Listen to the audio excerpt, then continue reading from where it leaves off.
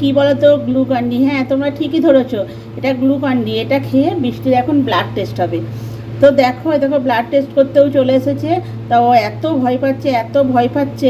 আগে একবার হয়ে গেছে ব্লাড টেস্ট, তো ও এখন একবার মানে সেকেন্ড বার হচ্ছে এটা। ও তাতেও ভয় পাচ্ছে।